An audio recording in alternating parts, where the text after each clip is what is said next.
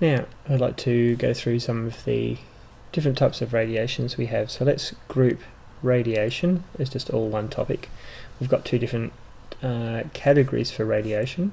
So we've got electromagnetic radiation, so it's got electrical properties and magnetic properties. And now we know a little bit about nuclear radiation. And let's say we call it nuclear because it originates from the nucleus. Sort of makes sense, calling it nuclear radiation. And let's put electromagnetic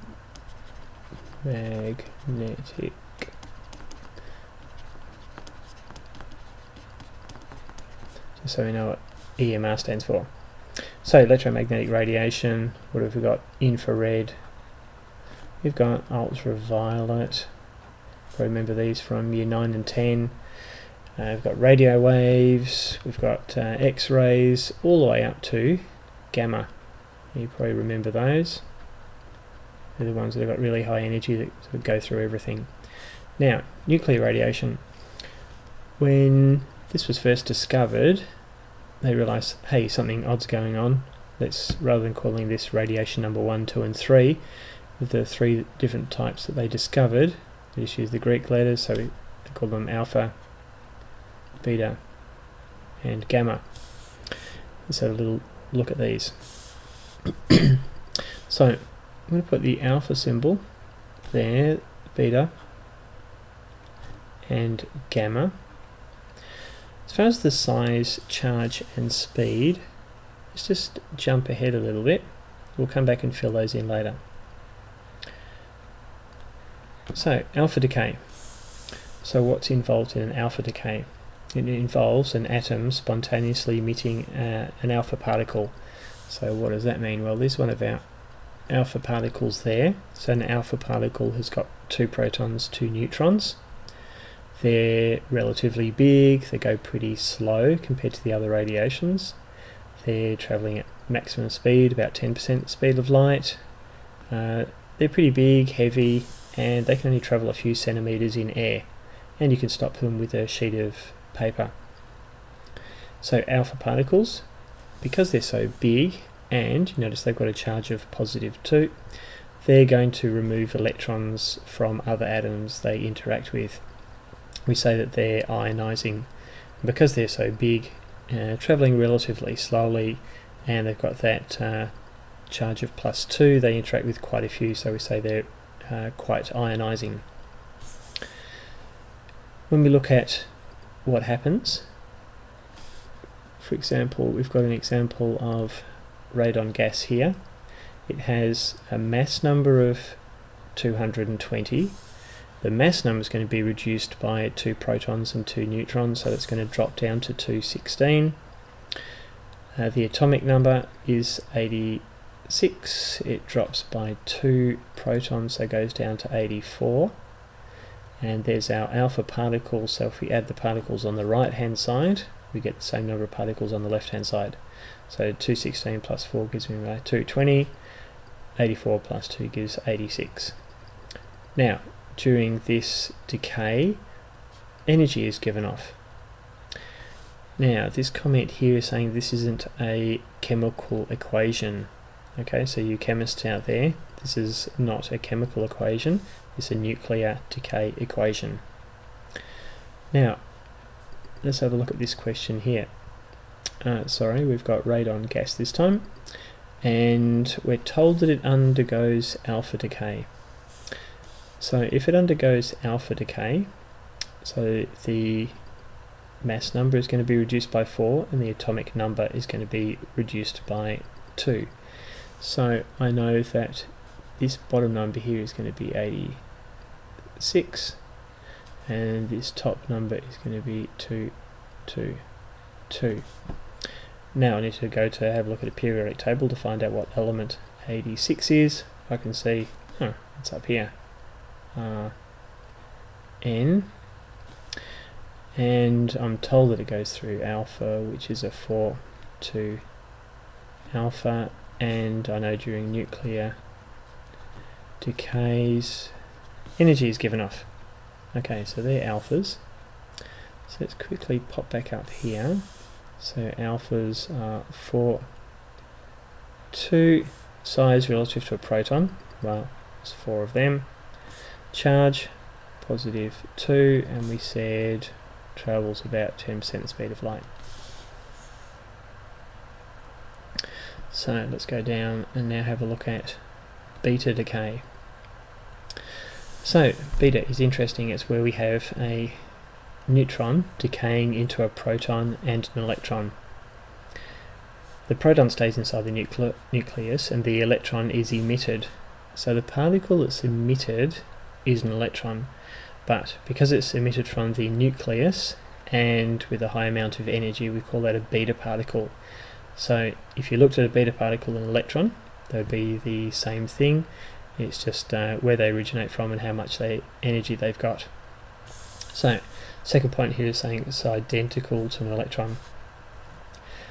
They've got quite a lot of energy, travel 90% the speed of light, and they can go through a few meters of air, and you need about 1 millimeter of aluminium to stop them. They can get deflected by the electron clouds of other atoms, so they don't often remove electrons of other atoms, so they've got a medium level of ionizing. So the decay equation for this process, so we've got our neutron decaying into a proton and a beta particle. Let's have a look at the numbers here. So if we have a look, the mass number of a neutron decays to the mass number of 1 of a proton, so therefore the mass number of an electron or beta particle is going to be 0.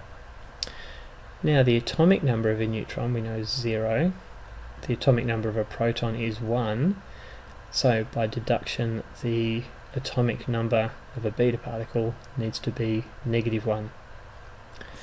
So that's a bit of a surprise, so let's put that into our... So we've got a mass number of 0 and an atomic number of -1. Size relative to a proton, well we said it's about the size of an electron. And it's got a charge the same as an electron, and we said it goes about 90% speed of light.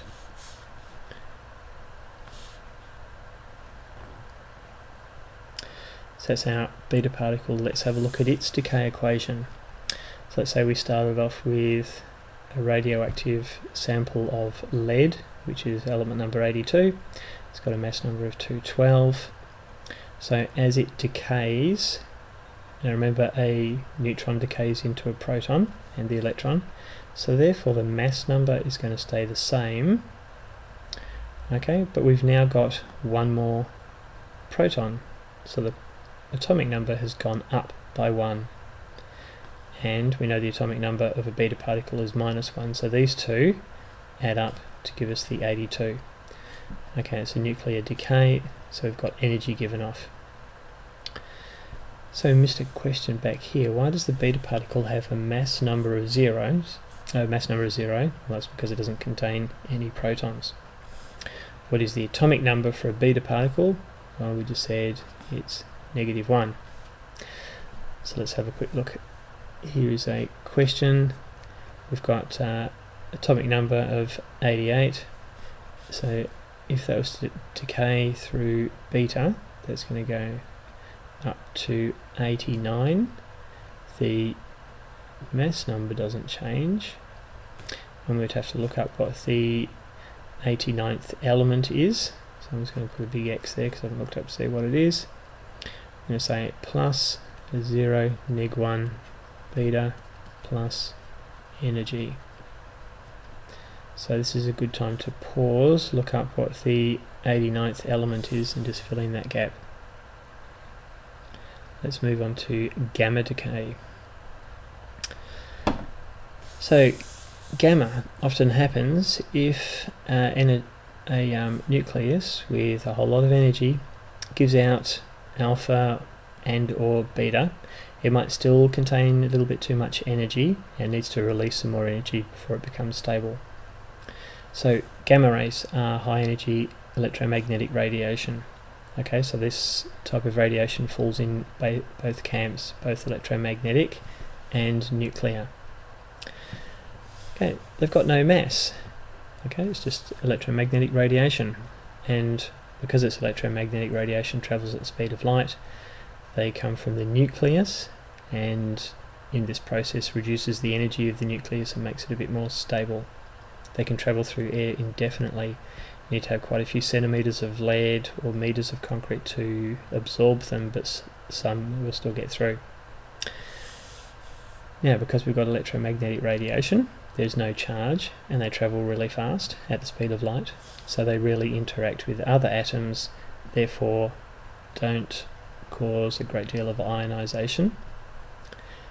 And if we have a look at what this diagram is showing, these little squiggly lines are showing how it's got a lot of energy and decays to a nucleus with less energy, giving out the energy as gamma radiation.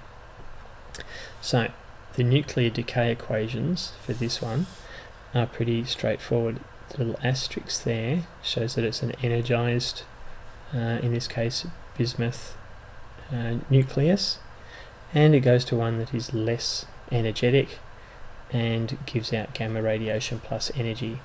So these ones are pretty easy, or we've got to write down. So what have we got? So technetium here, Tc plus gamma radiation 00 plus energy. Okay, let's go back up to the top, fill in that original table.